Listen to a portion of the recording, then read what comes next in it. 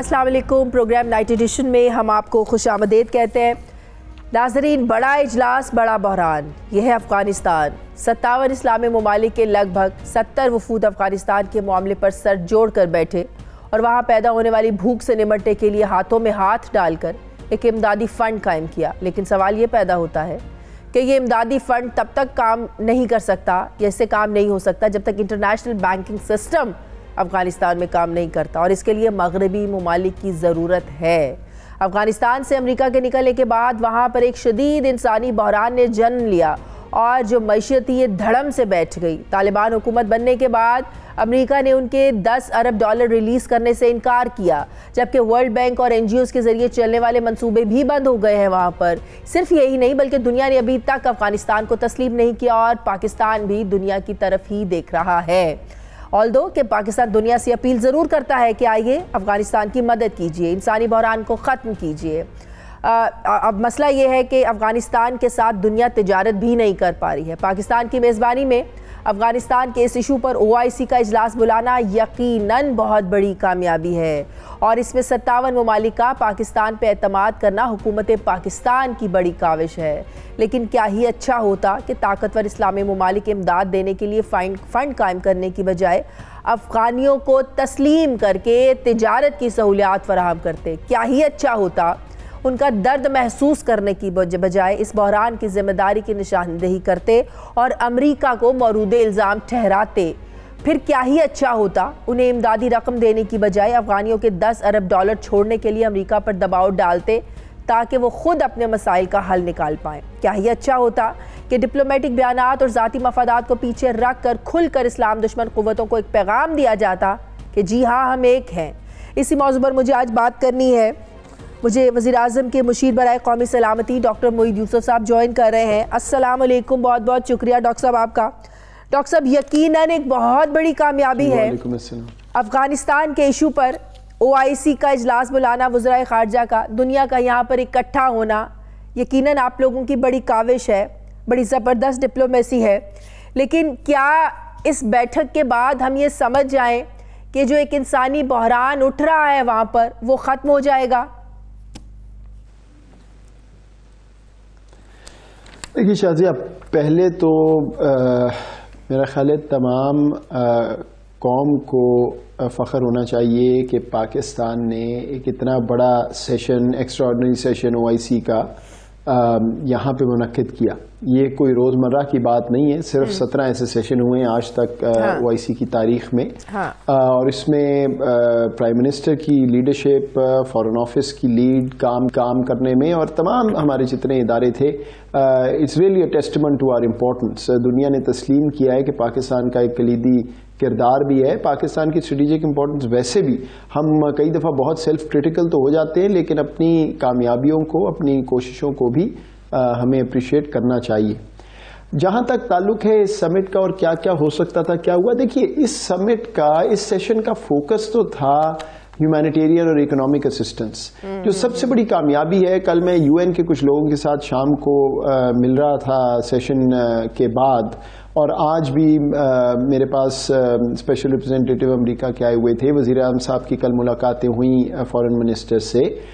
सब ये बात तस्लीम कर रहे थे कि सबसे बड़ी जो खूबी थी इस सेशन की कि इधर कोई मड स्लिंगिंग, कोई फिंगर पॉइंटिंग नहीं, बल्कि फोकस सारी दुनिया का, हर स्पीकर ने आके ह्यूमैनिटेरियन और इकोनॉमिक सपोर्ट और असिस्टेंस पे किया है। तो अभी तक वस्ती दुनिया में ये जो बाकी सारे प्लेटफॉर्म्स थे, वहां तो बड़ी मिक्स्ड किस्म की बातें हो रही थी। कभी एक बात हो जाती थी, कभी नुक्ताचीनी हो रही थी, कभी कह दिया जाता था लेकिन आगे कोई प्रोसेस का रास्ता नहीं निकलता था, कोई फंड बनेगा, तरीका कैसे होगा। अब एक ह्यूमैनिटेरियन फंड का इनेकाद भी हो गया, इस्लामिक डेवलपमेंट बैंक ओवरसी भी करेगा, बहुत से रिसोर्सेज भी प्लेज हुए, सऊदी अरब ने बहुत कलीदी किरदार अदा किया। तो ये एक बहुत बड़ी प्रोग्रेस है। जहां तक बात है तस्लीम करने की, और ठीक है, वो हम बाद में बात करते हैं, पहले जरा फंड्स की बात करते हैं। फंड्स कायम भी हो जाएगा, फंड्स में OIC ममालिक दुनिया से पैसे भी इकट्ठे हो जाएंगे। किस बैंकिंग चैनल के जरिए पैसे वहाँ अफगानिस्तान जाएंगे, किसको जाएंगे, तालिबान हुकूमत को डायरेक्ट जाएंगे, डिस्ट्रीब्यूशन कैसी होगी, कौन सा ऐसा चैनल है जिससे पैसे फंड्स के जाएंगे वहाँ पे? अच्छा देखिए, पहले तो ये समझ लें कि ये सेशन जो है ये अक़वाम मुत्तहिदा का सेशन तो नहीं, जो सैंक्शंस रिजीम है उसका इस सेशन से कोई ताल्लुक इस तरह नहीं बनता कि यहाँ पे बैठ के फैसला नहीं होना था कि सैंक्शंस रिजीम रहनी है, मॉनिटरिंग रिजीम रहनी है नहीं रहनी। वो मामलात न्यूयॉर्क में एज वी स्पीक चल रहे हैं और उन पे बहस भी हो रही है। लेकिन बदकिस्मती से, ये मेरी राय है, मुझे नहीं लगता कि कोई बहुत खातिर खा पेशरफ्त उसमें बहुत जल्द होने वाली है।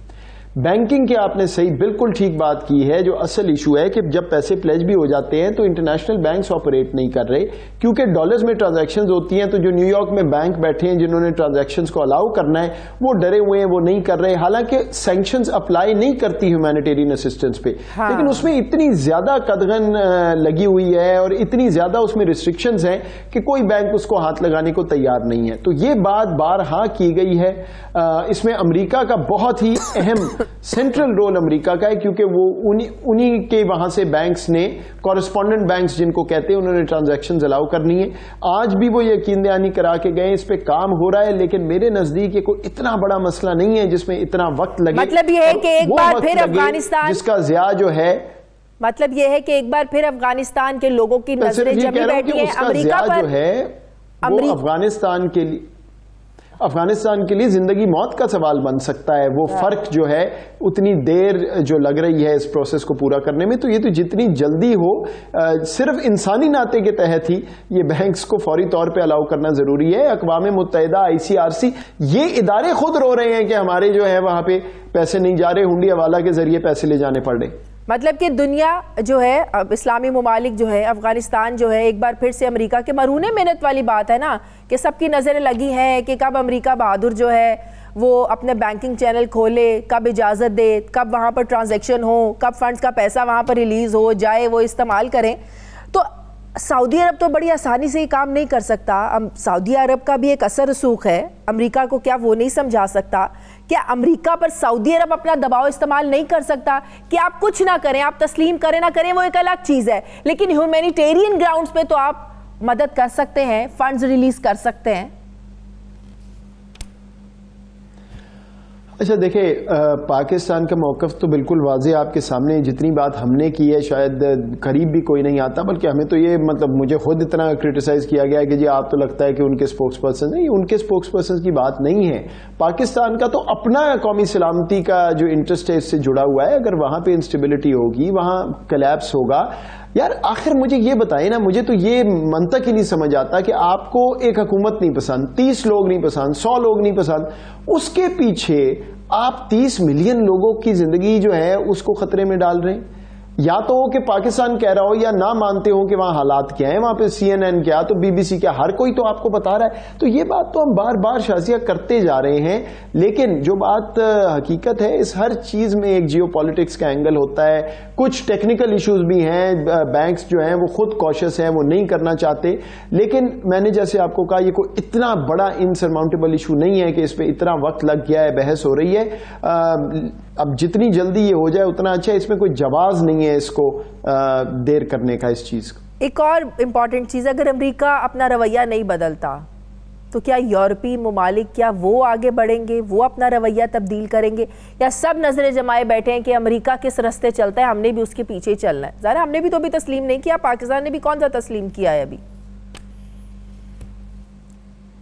नहीं, ये आप दो फर्क बातें कर रही हैं। देखिए, अमेरिका के पीछे चलने वाली बात नहीं है। दुनिया में करेंसी, जो मेन कन्वर्टेबल करेंसी यूज होगी वो डॉलर है। हाँ। तो अमेरिकी डॉलर के कॉरेस्पॉन्डेंट बैंक तो न्यूयॉर्क में ही बैठा हुआ है, वो पाकिस्तान या चीन में तो नहीं बैठ सकता। तो ये तो उस वजह से प्रॉब्लम है। It is not about America या चीन या सऊदी अरब। जहां तक यूरोपियंस का ताल्लुक है, मेरी रीडिंग कल, बल्कि कुछ गुफ्तगू भी हो रही थी मेरी किसी से जो आए हुए थे, मुझे लगता है कि यूरोप के बेशतर ममालिक तो ह्यूमैनिटेरियन असिस्टेंस पे तो तैयार हैं प्लेज करने के लिए, लेकिन उनका अफगानिस्तान में इंटरेस्ट कोई नहीं रहा। वो अब ऐसा कोई अपना अर्जेंट मफाद नहीं देखते उधर, जिसकी वजह से वो इन्वेस्टेड रहें, इंटरेस्टेड रहें। मेरा ख्याल है इसमें अगर आप देखें तो जर्मनी, बरतानिया, कुछ मुल्क हैं, उसके अलावा बेशतर जो हैं वो अब आई थिंक अपने आप को अलहदा कर लेंगे आहिस्ता आहिस्ता इस प्रोसेस से। यूरोप का, बरतानिया, जर्मनी, इनको बहुत सा खदशा है, रेफ्यूजीज का भी है, दहशतगर्दी का भी है, क्योंकि अमेरिका पहुंचते पहुंचते तो जब पहुंचेंगे रेफ्यूजीज यहाँ यूरोप, तुर्की के जरिए, तो आपको पता ही है सीरिया के बाद भी क्या हुआ था, तो इनका वो इंटरेस्ट है। लेकिन ये बैंकिंग वगैरह में ये कुछ नहीं कर सकते, सिर्फ फैसिलिटेट कर सकते हैं प्रोसेस, और वो मेरा ख्याल है एक्चुअली काफी हद तक वो कोशिश भी कर रहे हैं, सारी दुनिया ही कर रही है, लेकिन वो बात अभी बनी नहीं। लेकिन डॉक्टर साहब एक चीज़ और समझने की ज़रूरत है कि फ़ंड्स भी कोई मुस्तकिल हल नहीं है, फ़ंड्स भी जो वहाँ की आवाम है कब तक इस्तेमाल करेंगे। अल्टीमेटली आपको दुनिया के साथ शुरू करनी पड़ेगी।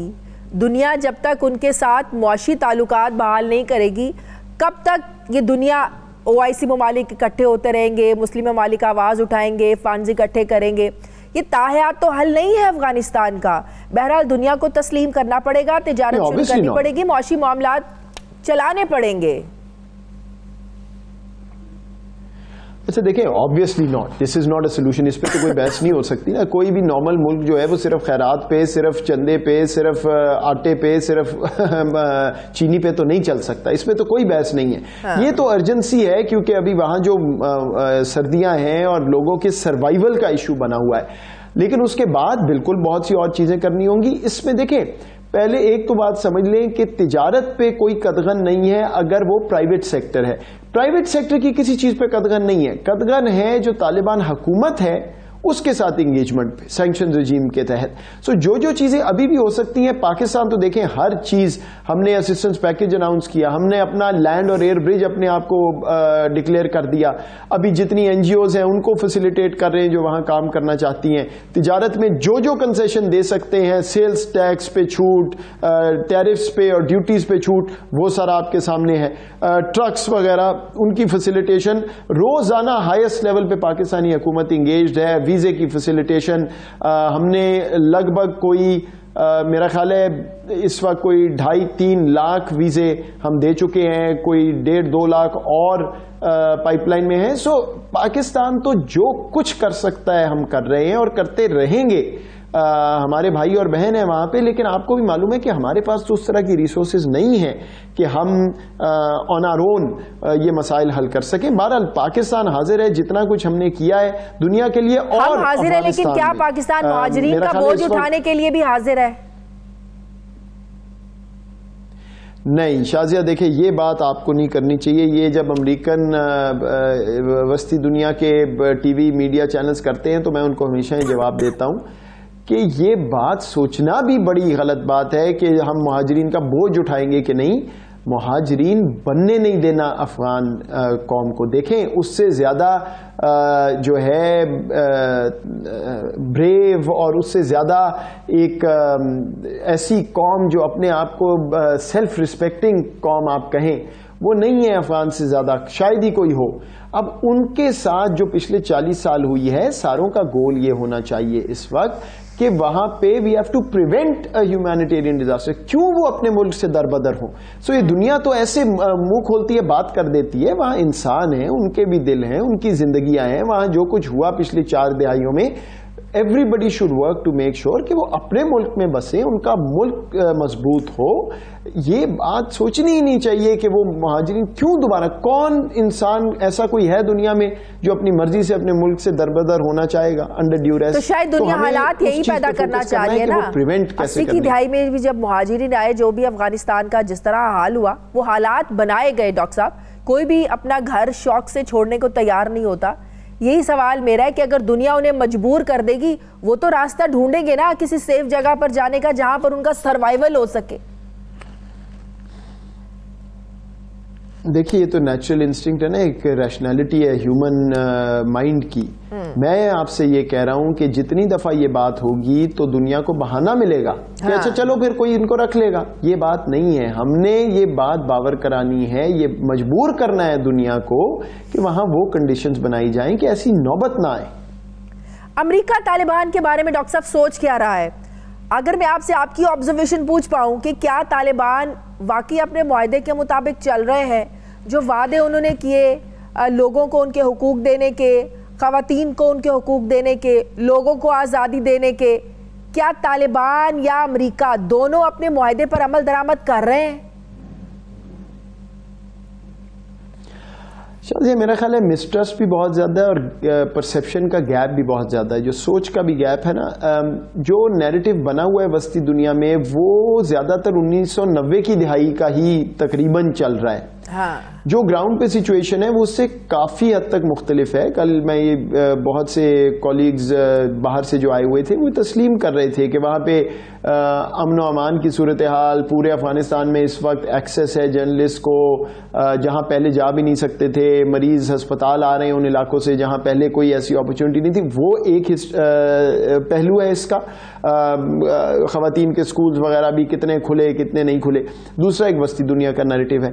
सो जब आप अफगानिस्तान की शक्ल देखते हैं, तालिबान से बात करते हैं वो कहते हैं जी हमने ये कर दिया। जब आप वस्ती दुनिया से बात करते हैं वो कहते हैं लेकिन इन्होंने ये नहीं किया।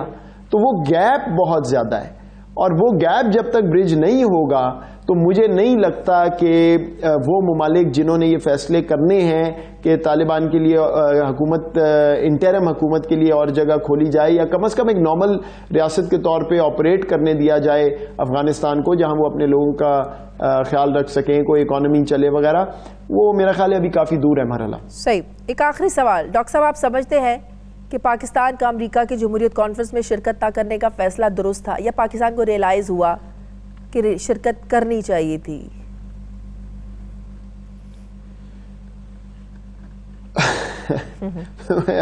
मैं भी फिर आपको खुल के जवाब दे देता हूँ, मुझे कई दफ़ा आप लोगों की समझ नहीं आती।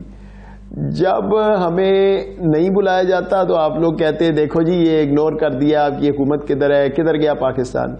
जब बुलाया जाता है तो फिर ऐसे लगता है कि हमें मजबूर किया जा रहा है कि आप क्यों नहीं गए, ये देखे उन्होंने बुलाया आप गए नहीं। भाई देखे, हर मुल्क अपने मफादात को देख के फैसला करता है। कोई ये सहीफा तो नहीं कि खुदा ना खास्ता आपने जी इन्विटेशन आया तो पहुंच जाए।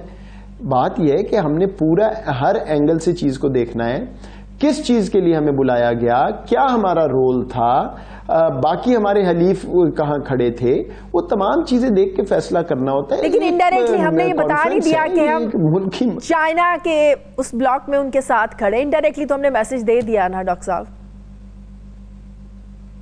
अच्छा, अगर चले जाते तो आपने कहना था इनडायरेक्टली, तो आपने चाइना को कह दिया कि आप अभी भी अमेरिका के साथ मिले हुए हैं। देखिए, इस तरह ये इमोटिव फैसले नहीं होते, किसी को कुछ नहीं बताया। और मैं आपको ये भी बता दूं, बिल्कुल चाइना ने हमें कहा, लेकिन हमारा फैसला उसकी बेसिस पे तो नहीं है। सही। फैसला ये है कि कौन कौन वहां पे था, सब्सटेंस क्या थी, पाकिस्तान को फायदा क्या मिलेगा। और अगर आप जो बात कर रही हैं वो सही होती कि हमने बता दिया हम इस कैंप में, तो उसके बाद वजीर खारजा की, उनके नायब वजीर खारजा से बात ना होती जिसमें वो बात बहुत अच्छी बात ना होती मुस्बत के वो दोबारा हमें अगले साल इन पर्सन होगा तो बुलाएंगे जब ज्यादा सब्सटेंटिव होगा वगैरह वगैरह। ये देखें, ममालिक के फैसले ब्लैक एंड व्हाइट में नहीं होते, हमें अपने हालात अपने मफादात देख के फैसला करना है। The fact is Pakistan is important enough, उन्होंने बुलाया, हमने बिल्कुल पोलाइटली बगैर किसी ऐसी वैसी बात के उनको कहा कि जी इस दफा हमें नहीं ये सूट करता, इंशाल्लाह अगली दफा हम फिर दोबारा कंसिडर करेंगे। बहुत बहुत शुक्रिया वज़ीर आज़म के मुशीर बराए कौमी सही डॉक्टर मोईद यूसुफ साहब मेरे साथ है। मुझे ब्रेक लेनी है नाज़रीन, वापस आते हैं एक छोटे से वक्फे के बाद।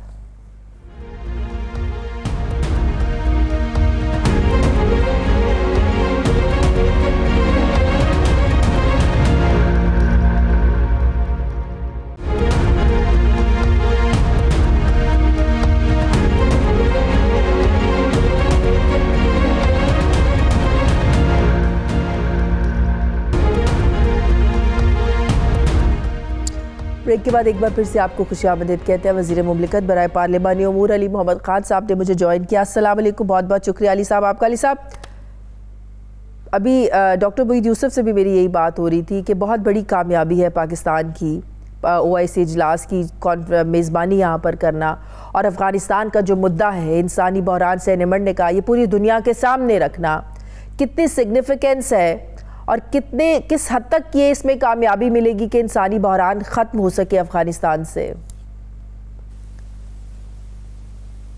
बिस्मिल्लाहिर्रहमानिर्रहीम, अल्लाहुम्मा सल्लि व सल्लिम व बारिक अला सय्यिदिना मुहम्मदुर रसूलुल्लाह खातमुन नबिय्यीन सल्लल्लाहु अलैहि व आलिहि व सहाबिहि वसल्लम। बहुत शुक्रिया। बहुत अजीम कामयाबी अल्लाह ताला ने पाकिस्तान को दी है और मेरी ज़िंदगी में जितना मैंने देखा है इससे बहुत कम मौक़े मैंने देखे जिसमें पाकिस्तान ने आलमी सतह पे मुस्लिम उम्मा में ऐसा एक किरदार अदा किया हो एक बार माजी में किया था, लेकिन वो आपकी और मेरी ज़िंदगी या पैदाइश से पहले की बातें हैं। भुट्टो साहब के दौर में जब इस्लामी सरबराही कॉन्फ्रेंस हुई थी लाहौर में, वज़ीर आज़म इमरान खान साहब और मोहतरम जो हमारे वज़ीर ख़ारजा हैं शाह साहब, दोनों बिलखुसूस जो हैं हमारी फ़ॉरेन सर्विस, हमारी मिनिस्ट्री ऑफ फ़ॉरेन अफेयर्स, हमारा तमाम डिप्लोमेटिक स्टाफ, सब ने जिस तरह से एयरपोर्ट वालों ने जिस तरह सब ने काम किया है, जो हमारी इंटरनल सिक्योरिटी के इदारे हैं, चाहे वो हसास इदारे हों, चाहे वो हमारी पुलिसिंग हो और मिलिट्री हो, जिस तरह से सब ने एक कोऑर्डिनेटेड एफर्ट की है, मैं समझता हूँ हमें इस पर अल्लाह का शुक्र अदा करना चाहिए। और ये सिर्फ अफ़गान सेंट्रिक भी इसको ना समझें, हालांकि हमने किया है अपने अफ़गान भाइयों के लिए।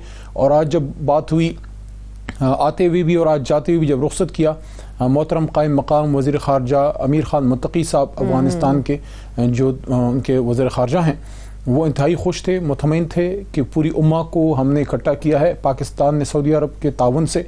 और जिस तरह से एक मैसेज गया है अफ़गान कौम को कि वो इस मुश्किल घड़ी में अकेले नहीं है, हमेशा की तरह पाकिस्तान कौम उनके साथ खड़ी है और साथ पूरी उम्मा को उनके साथ खड़ा कर दिया है। Credit goes to Imran Khan साहब कि जिस तरह से कल उन्होंने पूरी उम्मा की रिप्रेजेंटेशन की है। लेकिन अब इसका प्रैक्टिकली भी फॉरेन मिनिस्टर्स को कल मेरे हाथ से अल्लाह ने रुखसत किया, बिल्कुल तो उन्होंने सब ने एक बात की है, ये बात मेरी सुन लें। उन्होंने जिस तरीके से इमरान खान साहब की स्पीच को सुना, उन सब ने अप्रिशिएट किया और उन्होंने ये कहा कि इमरान खान साहब ने जिस तरह फ़लस्तीन, कश्मीर, इस्लामोफोबिया, हुर्मत रसूल सल्लल्लाहु अलैहि वसल्लम, इन चीज़ों को टच किया है, सब ने ये कहा कि उन्होंने हमारे दिलों के तार छेड़े हैं। तो ये बहुत ही मल्टी प्रोंग्ड इसके इफेक्ट्स आएंगे। दुनिया को बड़ा स्ट्रॉन्ग मैसेज गया है कि पूरी उम्मत मुस्लिमा एक मुसलमान मुल्क के लिए खड़ी हो गई है। तो इसके बहुत शाखसाने हैं, इसके बरक़ात आप इंशाल्लाह मुस्तक़बिल में देखेंगे। और ये कामयाबी सिर्फ इमरान खान साहब की नहीं है, ना PTI की, ये पूरी पाकिस्तानी कौम की कामयाबी है। अली मोहम्मद खान साहब, इससे अगला मरहला ज़्यादा इम्पॉर्टेंट है और वो है जो फैसले हुए उनकी इम्प्लीमेंटेशन करना, फंड्स देना, फंड्स कायम करना, ये एक बड़ी कामयाबी है। लेकिन इन फंड्स को वहाँ तक पहुँचाना बैंकिंग चैनल्स के ज़रिए, और वो तब तक नहीं हो सकता जब तक उसमें अमेरिका की इन्वॉल्वमेंट नहीं होगी। अमेरिका इजाज़त नहीं देगा अपने बैंकिंग सेक्टर्स को, जाहिर है सारी ट्रांजैक्शन डॉलर्स में होनी है, वो तो अमेरिका की इजाज़त के बगैर हो नहीं सकता। तो अभी एक बहुत बड़ा मरला, एक बहुत बड़ा चैलेंज दरपेश है। इसको इम्प्लीमेंट करवाने के लिए आपको नहीं लगता कि अमेरिका, ऐसे ममालिक जो अमेरिका पर भी असर रसूख रखते हों, अब उनकी बारी है कि वो ये काम करें, लाइक सऊदी अरब? देखिए, एक तो हमें एक जिम्मेदार मुल्क का सबूत देना है। हमने हर मुल्क के साथ अपने लेवल पे अपने दोस्ताना मरासिम रखने हैं। हमने कोई अमेरिका से कोई दुश्मनी लेनी है, ना कोई उनसे हमारा कोई ऐसा कोई मुखासमाना रवैया होना है। लेकिन इमरान खान साहब ने जो हालिया माजी में जो एक पाकिस्तान का इमेज दुनिया में बनाया है, वो ये है कि पाकिस्तान किसी मुल्क का लैकी नहीं है, किसी का वो कोई किराए का कोई मुल्क नहीं है जिसे जो चाहे कोई करा ले। बराबरी की सतह पे हम सब से बात करेंगे। किसी मुल्क के पास वसाइल ज़्यादा होंगे, किसी के पास माल ज़्यादा होगा, किसी की इकॉनमी ज़्यादा मजबूत होगी। हमारी अपनी एक अहमियत है दुनिया में। पाकिस्तान की जो स्ट्रेटेजिक लोकेशन है, कोई और मुल्क मुझे बताएं जो इस वक्त चाइना और रूस के बिल्कुल साथ बॉर्डर पे हो और उसके साथ अफगानिस्तान जैसा अहम मुल्क हो, नीचे गर्म पानी हो, साथ में ईरान हो, और ये एक बिल्कुल दुनिया का एक बिल्कुल सेंटर बनने जा रहा है ये इलाका CPEC की वजह से, और अल्लाह इंशाल्लाह वो करेगा। तो अमेरिका से हमने कोई ये नहीं है कि NOC लेना है, लेकिन साथ में हमने उनसे कोई बुरा ताल्लुक भी नहीं रखना। लेकिन ये जो आज की कॉन्फ्रेंस हुई है, फिलहाल तो अमेरिका की जरूरत है ना अली मोहम्मद खान साहब, कैसे फंड्स वहां मुंतकिल होंगे, किस सोर्स के जरिए मुंतकिल होंगे? मैं अर्ज करता हूँ, मैं आपको अर्ज करता हूँ, ये जो कॉन्फ्रेंस हुई है ये पाकिस्तान ने अल्लाह के बाद अपने दम पे और मुस्लिम उम्मा के ताउन से, OIC की जो कॉन्फ्रेंस हुई है सऊदी अरब के और बहुत से दोस्त मुल्कों के ताउन से, सऊदी अरब ने बड़ा रोल इसमें अदा किया है, तुर्की ने अदा किया है इसमें, और मुस्लिम बरादर इस्लामी ममालिक ने अदा किया है। तो हमने किसी और बड़ी ताकत की, गैर मुस्लिम बड़ी ताकत की मर्जी के मुताबिक या उनसे NOC लेके तो नहीं किया। अब ये जो आपने बैंकिंग चैनल की बात की है, इसमें इस पे देखा गया है, इस पे सोचा गया है, वो भी एक ऑप्शन है कि वहाँ पे उनको भी प्रेशर भी एक इंटरनेशनल बिल्ड किया जाए, जो कल इमरान खान साहब ने बात की है कि आप तालिबान जो हुकूमत है उसको कम से कम दुनिया को कहा है, अमेरिका और दुनिया को कहा है कि उसको आप अफगान कौम से तो डीलिंग करें। अगर आपकी अफगान तालिबान हुकूमत से नहीं बनती तो उसकी सजा आप अफगान कौम को तो ना दें, लेकिन उसके साथ साथ मुस्लिम उम्मा ने और हम सब ने और हमसाया ममालिक ने अपने लेवल पे भी करना है। और उसके लिए जो उन्होंने एक स्पेशल जो है पर्सन असाइन किया है तारिक साहब, और साथ में जो 6 प्रोंग स्ट्रैटेजी हमारे मोहतरम वज़ीर ख़ारजा कुरैशी साहब ने दी है, तो इंशाल्लाह मैं आपको एक चीज़ बता दूं, देखें सिर्फ 1 महीना पीछे जाइएगा शाजिया बीबी, आप 1 महीना पीछे जाइएगा, दुनिया में हमारा हिंदुस्तान क्या इमेज बनवा रहा था कि हमसे यहाँ से टीमें जा रही हैं, पाकिस्तान सेफ मुल्क नहीं है, तो खुदा न खास्ता यहाँ कोई बहुत बड़ी दहशतगर्दी हो सकती है, तो ये हो सकता है, तो वो हो सकता है। हमने दुनिया को साबित किया है कि एक क्रिकेट टीम चली गई, ठीक है, हमारे दोस्त ममालिक फिर आ जाएंगे, लेकिन 11 खिलाड़ी अपने आप को अगर सेफ महसूस नहीं कर रहे थे, 57 इस्लामी ममालिक, यूएन के रिप्रेजेंटेटिव्स, यूरोपियन यूनियन के रिप्रेजेंटेटिव्स, अरब लीग के रिप्रेजेंटेटिव्स और बेशुमार एम्बेसडर्स, बेशुमार डिप्लोमेट्स आए, और हमारी इंटरनल सिक्योरिटी अल्लाह के करम से दुनिया के किसी भी मुल्क से मजबूत है। हमारे हसास इदारे, हमारी पैरामिलिट्री, हमारी रेंजर्स, खासकर इस्लामाबाद पुलिस, हमारी डिस्ट्रिक्ट एडमिनिस्ट्रेशन, डिप्टी कमिश्नर साहब, सारे लोग जितने, हमारी एयरपोर्ट सिक्योरिटी, एयरपोर्ट का स्टाफ, हमने दुनिया को मैसेज क्या दिया है कि पाकिस्तान ने एक पुरअमन तरीके से शॉर्ट नोटिस में इंटरनेशनल कॉन्फ्रेंस मुनक्किद की है। Pakistan is a safe place to invest, Pakistan is a safe place to come for tourism, Pakistan is a safe place to have relations with. बिल्कुल सही। जाते जाते एक और इशू पर बात करना चाहती हूँ आपसे। केपीके में जो बल्दियाती इंतखाबात हुए हैं, क्या वजह बनी कि इतने बड़े बड़े नाम, जैसे आपके हल्के से भी पीटीआई को शिकस्त हुई, परवेज खटक साहब के भी हल्के से शहरयार अफरीदी, गवर्नर शाह फरमान, शहराम तुर्की, वाकई महंगाई वजह बनी या आप जो एलिजिबल लोग थे उनको टिकट्स नहीं दे सके, टिकट्स मेरिट पर नहीं आप लोगों ने दिए, टिकट देने के फैसले दुरुस्त नहीं थे आप लोगों के? मेरे ख्याल में देखें बहुत सी चीज़ें इसमें अवामिल होते हैं। अगर महंगाई वाहिद वजह है तो फिर बहुत सी जगहों से हम जीते भी हैं, बहुत सी जगहों से जीते भी हैं, तो महंगाई भी एक रीज़न हो सकती है। कहीं जगहों पे ज़्यादा लोगों ने फील किया। साथ साथ ticket selection was most important कि अगर टिकट आप पीटीआई के उस कैडर को दें जो वर्कर कैडर है, जो 10-15 साल से उसके साथ लगा हुआ है, मेहनत कर रहा है और वो जद्दोजहद कर रहा है, वो इमरान खान साहब के दर्दों में शरीक रहा, इमरान खान साहब के साथ मार्चों में शरीक रहा, तो अगर टिकट सही दे दिया जाए तो उसमें वर्कर फिर खड़ा हो जाता है और मुकाबला होता है। जीतना हारना अल्लाह के हाथ में होता है, लेकिन वर्कर लेकिन 8 सालों के बाद पीटीआई का इसके हारना हुआ है कि अगर टिकट गलत गई है तो वहां मसला बन सकता है। 8 सालों के बाद हारना, it's a big question, number 1। Number 2 is कि JUIF तो ना मरकज में ना किसी सूबे में एकदम से उनका उभर के सामने आना, इसकी कोई वजह समझ में आती है या आप लोगों के एंगर में मिला है सारा कुछ, आप लोगों के से नाराजगी का वोट गया है उधर? नहीं, मौलाना साहब फजल रहमान साहब की बड़ी जमात है और हार जीत सियासत का हिस्सा है। उनकी 40 साल तारीख में पहली बार मोहतरम फजल रहमान साहब असम्बली से बाहर हैं, तो ये भी तो आपने देखा ना, तहरीक इंसाफ ने रूट आउट किया जमीयत को और ANP को और पीपल्स पार्टी को खैबर पख्तूनख्वा से, और ये तो अभी बल्दियात कुछ तहसीलों में जो है उनकी जीत हुई है, लेकिन PTI फिर भी बड़ी जमात के तौर पे फिर भी सामने आई है। 13 भी अल्लाह के करम से अल्लाह ने इज्जत दी, 18 में भी, अभी बाकी तहसीलें बाकी हैं। हुनूस दिल्ली दूरस्त मौलाना साहब, हुनूस दिल्ली दूरस्त। एक और मैसेज मिलता है, वक्त एक साथ नहीं रहता। देखें कुछ चीज़ें ऐसी भी होती हैं शाहज़ा बीबी के मे बी इसमें भी अल्लाह की कोई हिकमत हो कि थोड़ा सा तरीके इंसाफ, अगर हम कंप्लेसेंट हो रहे थे कि खैबर पख्तूनख्वा है ही हमारे पास, तो थोड़ा हम अपनी कंप्लेसेंसी से निकल आएँ, थोड़ा हम टिकट सिलेक्शन में एहतियात करें और चीज़ें बेहतर करें, और इंशाल्लाह हार जीत खेल का हिस्सा है, जो है यही नहीं मैदानों में हम जीते भी हैं और इंशाल्लाह फिर भी जीतेंगे। बहुत बहुत शुक्रिया वज़ीर मुमलिकत बराए पार्लिमानी उमूर अली मोहम्मद साहब मेरे साथ थे। मुझे ब्रेक लेनी है, नाज़रीन वापस आते एक छोटे से वक्त के बाद।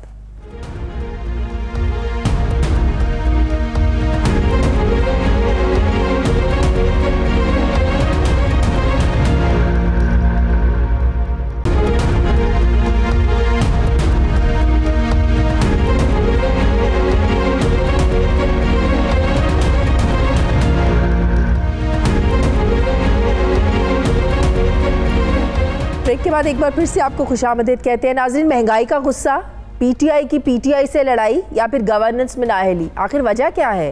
कि KPK के लोकल बॉडीज इलेक्शंस में PTI को 8 साल हुकूमत के बावजूद बदतरीन शिकस्त का सामना करना पड़ा। जिस तरह के हुकूमती दावे थे कि KP में रिकॉर्ड तरक्याती काम हुए, अस्पताल बने, बस सर्विस शुरू हुई और लॉ एंड ऑर्डर की सूरत हाल बेहतर से बेहतरीन हो गई, तो ऐसे में तो PTI को फिर क्लीन स्वीप करना चाहिए था। मगर बल्दियाती इंतखाबात में शिकस्त के बाद PTI वुज़रा इस हार की अनोखी और नाकाबिल यकीन मंतक पेश करते हुए नजर आते हैं। ज़रा देखिए कि PTI के सूबाई वजीर शौकत यूसुफजई और विफाकी वजीर science and technology Shibli Faraz local body इंतखाबात हारने के बाद क्या क्या रहे हैं, ज़रा देखिए। जो इलेक्शंस हुए हैं जहाँ पे कि PTI हारी है, वो इस वजह से हारी है कि PTI का मुकाबला PTI से था। नाज़रीन, कल होने वाले बल्दियाती इंतखाबात के पहले मरहले में अब तक सामने आने वाले नताइज के मुताबिक 64 में से 55 नशिस्तों के नताइज सामने आए हैं। इनमें जमीयत उलमा इस्लाम फे 19, तहरीक इंसाफ के 14, ANP 7, आज़ाद उम्मीदवार 8, नून लीग 3, जमात इस्लामी 2, जबकि पाकिस्तान पीपल्स पार्टी और तहरीक इस्लाहात पाकिस्तान ने एक एक नशिस्त अपने नाम की। जमीयत उलमा इस्लाम को इतनी बड़ी जीत मिलने पर क्या इनकी मकबूलियत में इजाफा हुआ है या तहरीक इंसाफ का जो नैरेटिव है इसमें कमज़ोरी आई है? जमीयत उलमा इस्लाम के सरबराह मौलाना फजल रहमान बड़े पुरएतमाद लहजे में कहते हैं कि हम पाकिस्तान को बेहतर चला सकते हैं। क्या कहा मौलाना ने, ज़रा देखिए। जमीयत उलमा इस्लाम पहले भी खैबर पख्तूनख्वा की सबसे बड़ी सियासी कुव्वत थी, अब भी सबसे बड़ी सियासी कुव्वत है। वक्त आया तो साबित कर दिया कि पिछले इलेक्शन में दांधी हुई थी, और अब तो खैबर पख्तूनख्वा ने मैसेज दे दिया कि जाली हुकूमत थी और अब भी जाली हुकूमत है। हम पाकिस्तान को इनसे बेहतर चलाएंगे। खैबर पख्तूनख्वा के लोकल बॉडीज़ इलेक्शन में तहरीक इंसाफ हुकूमत को सारे वसाइल और ताकत होने के बावजूद जिस तरह की शिकस्त मिली है, इसकी उम्मीद किसी को नहीं थी। चूँकि अब हम जानते हैं कि आइंदा महीने पंजाब में भी लोकल बॉडीज़ इलेक्शन होने की तवक्को है। ऐसे में KP के इलेक्शन के नताइज को मद्देनज़र रखकर ये बात कहना कतई मुश्किल नहीं है कि यहाँ भी PTI को ऐसा ही अपसेट मिल सकता है, क्योंकि सूबा पंजाब में अपोजिशन जमातों ख़ुसूसन मुस्लिम लीग नवाज़ की जो मकबूलियत है ये टफ टाइम दे सकती है तहरीक इंसाफ को। खैबर पख्तूनख्वा के इलेक्शंस में क्या वजह हुई कि PTI से एतमाद ही उठ गया? इमरान खान हुकूमत की मकबूलियत में कमी की वजह क्या वाकई महंगाई है या कुछ और है? इसी में बात करने के लिए नाज़रीन मुझे ज्वाइन कर रहे हैं JUIF के रहनुमा अलामा राशिद सोमरो साहब। अस्सलाम वालेकुम, बहुत बहुत शुक्रिया अलामा साहब। सबसे पहले तो आप लोगों को मुबारक हो, बड़ी सीट्स जीत गए हैं। जो KPK के बल्दियाती इंतखाबात का जो पहला मरहला है 17 अजला पर मुश्तमिल, ये आप लोग जीते हैं। सबसे बड़ी बात है कि पेशावर की बड़ी सीट आप लोगों ने मेयर की वो अपने नाम कर ली है।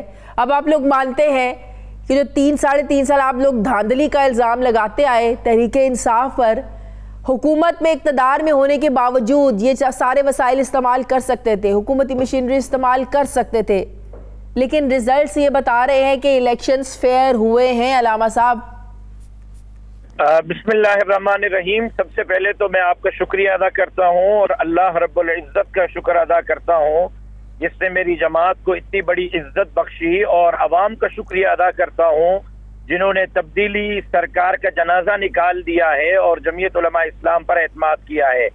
आपके इल्म में हो कि KPK जमीयत का हमेशा घर और गढ़ रहा है और अब भी KPK जमीयत का घर और गढ़ है।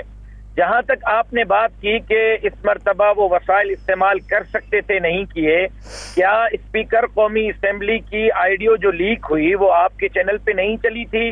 क्या अली अमीन गंडापुर को इलेक्शन का जारी और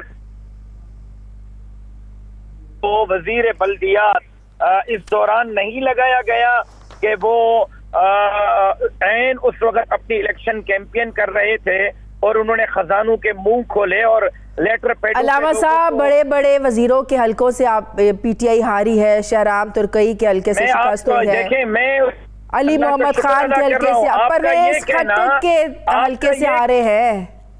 आपका ये कहना कि उन्होंने वसाइल इस्तेमाल नहीं किए, ये बात गलत है। PTI ने 20 उंगलियों का जोर लगाया, अपने वसाइल को इस्तेमाल किया उसके बावजूद अवाम ने उनको मुस्तरद किया है और अवाम ने जमीयत इसका मतलब ये हुआ गवर्नर शाह फरमान जोर लगाने के बावजूद नहीं जितवा सके। शहरयार आफरीदी के हल्के कोहाट से JUI कामयाब हुई, वो अपना जोर नहीं लगा सके। परवेज खट्टक का हल्का था तहसील पब्बी, वहां से नहीं जीत सके ये लोग। अली मोहम्मद खान के हल्के से PTI नहीं जीत सकी।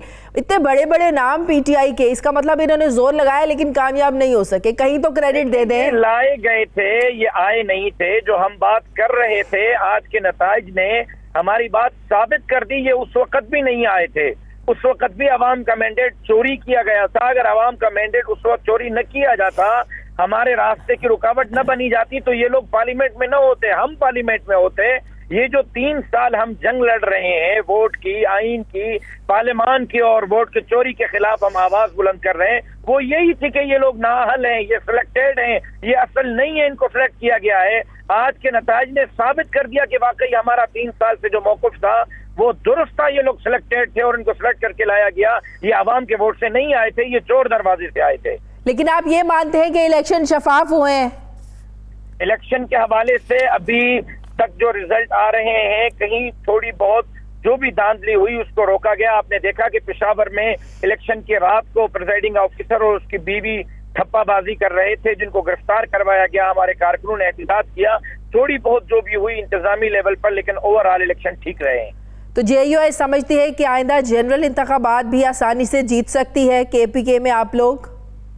जिस तरह कल हमने अपने वोट के बक्सों की पूरी रात चौकीदारी की है, दिन भर वोट कास्ट करवाते रहे और पूरी रात हम बक्सों की चौकीदारी करते रहे।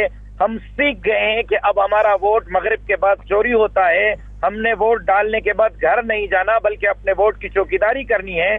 आइंदा इलेक्शन में भी इंशाअल्लाह हम अपने वोट की चौकीदारी करेंगे, बक्सों की चौकीदारी करेंगे, और जब तक फॉर्म 45 पोलिंग एजेंट को नहीं मिलता हम पोलिंग नहीं छोड़ेंगे। बहुत बहुत शुक्रिया। अलामा राशिद सोमरो साहब JUI नुमा मेरे साथ है। मुझे ब्रेक लेनी है नाज़रीन, वापस आते हैं एक छोटे से वक्फे के बाद।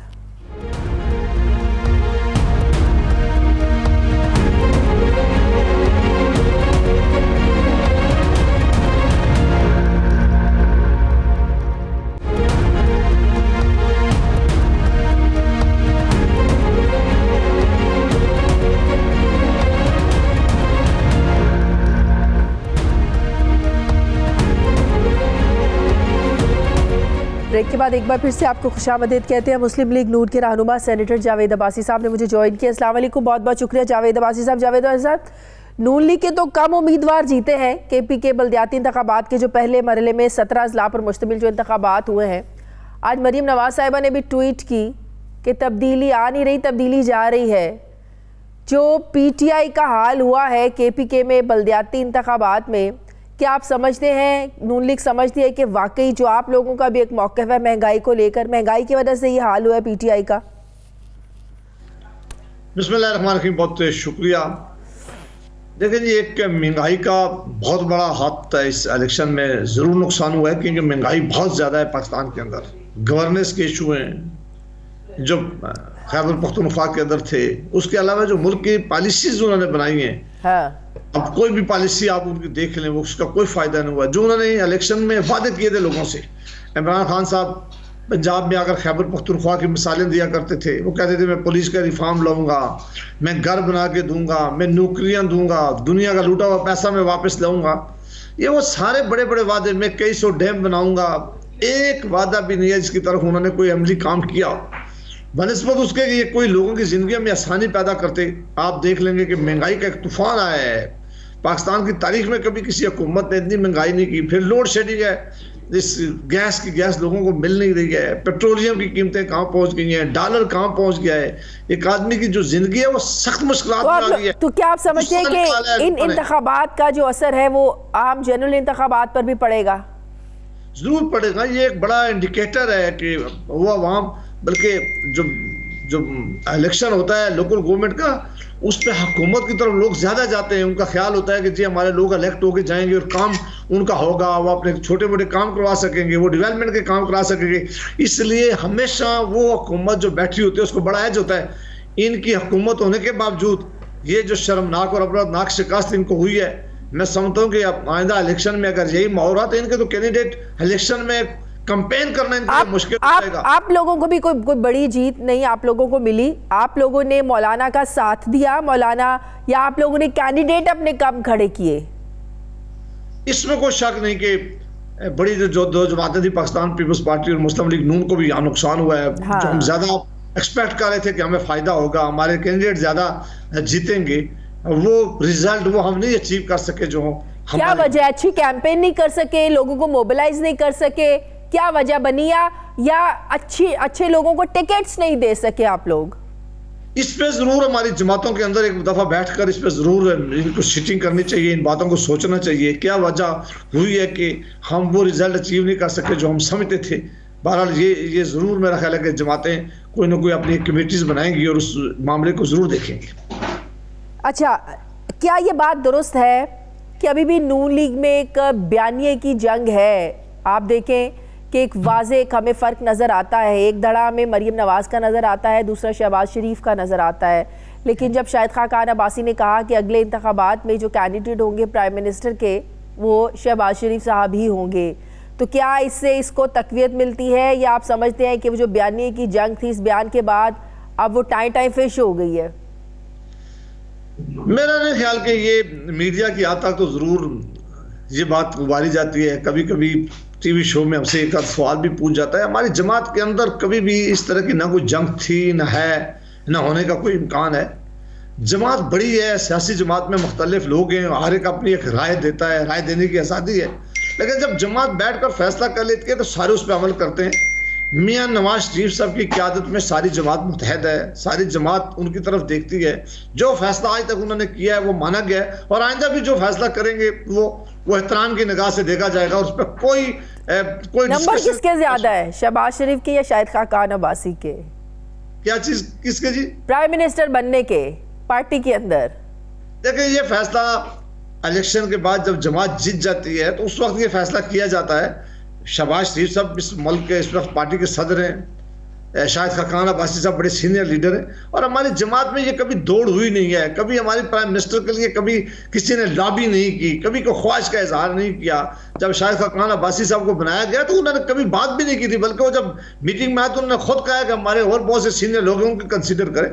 तो कोई ऐसी ख्वाहिश नहीं है, ख्वाहिश मुल्क की खिदमत करने के लिए है, वज़ीर-ए-आज़म बनने के लिए नहीं है। जमात जो भी फैसला करेगी सारे उसके पीछे खड़े होंगे। सही, एक आखिरी सवाल का जवाब दे दें, वो बल्दियाती इंतखाबात से रिलेटेड ही, कि एक चीज़ का तो क्रेडिट तहरीक इंसाफ को देना पड़ेगा, क्योंकि आप जानते हैं कि जो हुकूमत, जो जमात इक़्तिदार में होती है उसके लिए बड़ा आसान होता है मैनिपुलेट करना चीज़ों को, अपने रिसोर्सेज इस्तेमाल कर सकते हैं, हुकूमती मशीनरी इस्तेमाल कर सकती है, प्लानिंग हो सकती है, धांधली हो सकती है। जो धांधली का बड़ा शोर मचाया पिछले 4.25 सालों में अपोजिशन जमातों ने, तो अब एक चीज़ तो खुलकर सामने आ गई कि इक़्तिदार में होते हुए भी कोई असर रसूख अगर इस्तेमाल करना चाहती PTI कर सकती थी, लेकिन नहीं किया, और रिजल्ट आज सबके सामने है कि PTI बल्दियाती इलेक्शन हार चुकी है। इनकी नालायकियां इतनी ज्यादा थी, इनकी कारकर्दगी इतनी मायूस कुन थी, कहीं तो अप्रिशिएट कर दें जावेद अब्बासी साहब। पॉलिसी इतनी तबाह कुन थी कि ये जो भी कर लेते इनको कोई फायदा नहीं होने वाला था। जिस अजला में इनके वजीर है वो कंपेन करने के लिए बाहर नहीं निकल सके, क्योंकि अवाम का गुस्सा था। एक होता है नॉर्मल हालात, आपकी कारकर्दगी अच्छी ना हो, लेकिन अवाम का गुस्सा नहीं होता आप पे। अवाम आपको मारने के लिए नहीं दौड़ती, अवाम आपके लिए नफरत नहीं करती।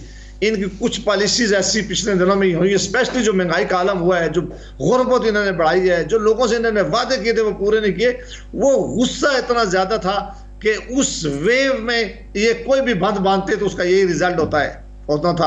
लिहाजा ये बंद नहीं बांध सके, इन्होंने कोशिश बड़ी की है, लेकिन वो बंद बांधना इसलिए मुश्किल था कि गुस्से की वेव जो होती है वो बड़ी सख्त होती है। बहुत बहुत शुक्रिया सेनेटर जावेद अब्बासी साहब, मेरे साथ है। बहुत शुक्रिया, आपका प्रोग्राम का वक्त हो गया, फीडबैक ज़रूर दीजिएगा। अब तक ख्याल रखिएगा, मुझे इजाज़त दीजिए, अल्लाह हाफिज़।